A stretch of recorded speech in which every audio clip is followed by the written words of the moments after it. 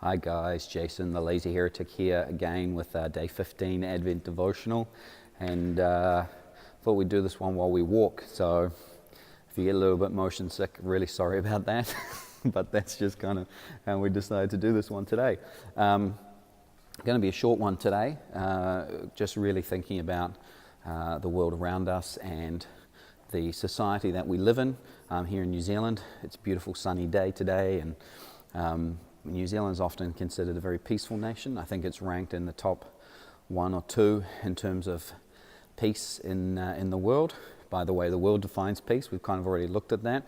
But if you look at some of the statistics in New Zealand and around the world, especially in the Western countries, which are often perceived to be countries generally at peace, I think you get this idea, you see that we're not actually nations at peace, that we are nations who are kind of tearing ourselves apart from the inside in many ways, because there's this lack of order, lack of unity, lack of chaos, lack of harmony. There's more kind of chaos kind of stuff going on. You know, there's disorder, there's fighting about all sorts of different things. There is there's violence in many, many ways. There's violence in,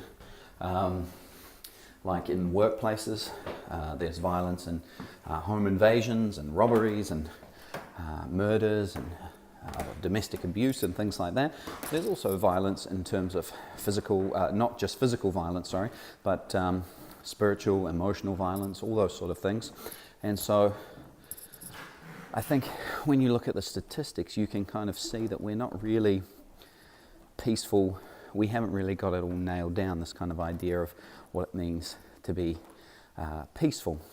And so I kind of wanted us to think today about some of the things that we can do to create these places of peace, these little pockets of shalom and harmony, order and unity in the places that we dwell. Like, how can we make our workplace or our study place or our place of living, whether it's flatting, boarding, renting, whether it's in a home with our family, how can we embody this kind of heart change? We talked about Dirk yesterday and how he experienced a transformation from encountering Jesus and living the way that Jesus calls us to live, in such a way that he was able to love and rescue one of his enemies, and how he showed that sort of peace and that sort of unity and care for the other, that others focusedness. And we talked a little bit about as well recently how shalom means a care for the other and a concern for the flourishing of the other. So what does that look like for us in the places where we work, instead of necessarily being a place where we compete for the best ideas or things like that? We help one another and we push each other forward.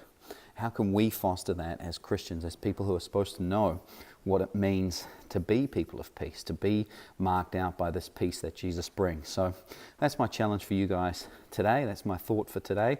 And I hope you enjoy the rest of the day. It's a beautiful day here down in New Zealand. Very, very sunny and very, very warm, and just enjoying summer. So I hope you guys have a great, blessed day, and take care, guys. We'll see you next time.